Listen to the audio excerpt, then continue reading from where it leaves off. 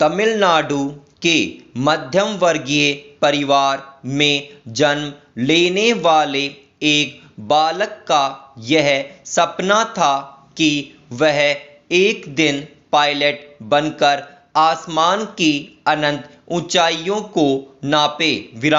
अपने इस सपने को साकार करने के लिए उसने समाचार पत्र तक बेचे, गरीबी में भी अपनी पढ़ाई जारी रखी और आखिरकार आर्थिक तंगियों से संघर्ष करते हुए यह बालक उच्च शिक्षा हासिल कर पायलट के लिए होने वाली भर्ती परीक्षा में सम्मिलित हुआ।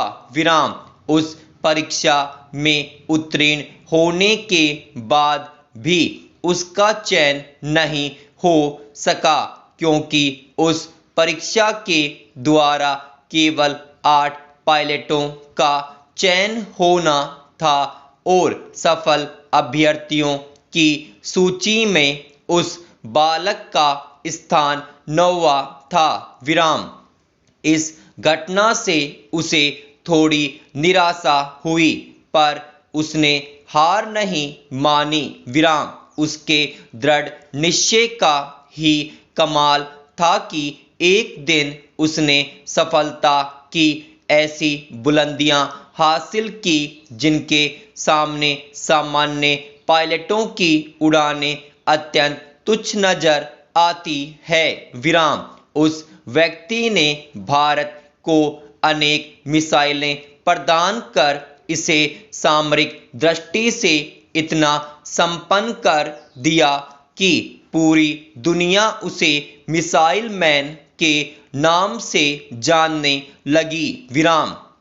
इसके बाद एक दिन ऐसा भी आया जब यह व्यक्ति भारत के सर्वोच्च पद पर आसीन हुआ।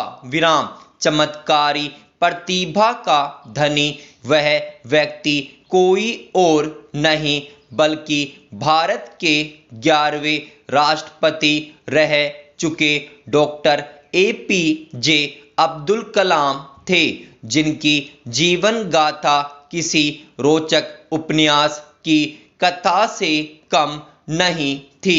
पैराचेंज डॉक्टर APJ अब्दुल कलाम, जिनका पूरा नाम अबुल पाकिर जैनुलाब्दीन अब्दुल कलाम था, का जन्म 15 अक्टूबर 1931 को तमिलनाडु राज्य में स्थित रामेश्वरम के धनुषकोडी नामक स्थान पर एक मध्यम वर्गीय मुस्लिम परिवार में हुआ था।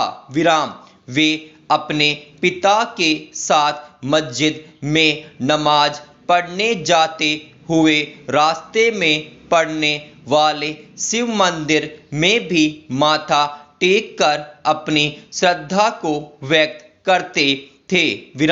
इसी गंगा जमुनी संस्कृति के बीच कमाल ने धर्मनिरपेक्षता का पाठ पढ़ा।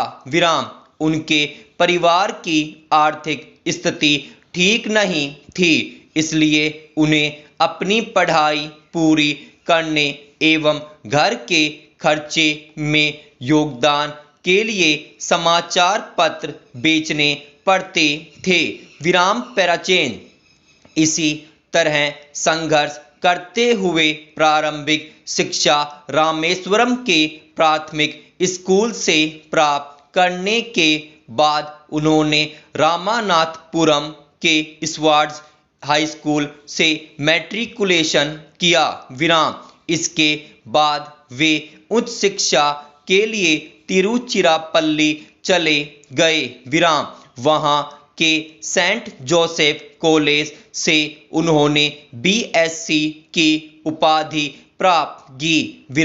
वर्ष 1957 में MIT से वैमानिकी इंजीनियरिंग में डिप्लोमा प्राप्त किया।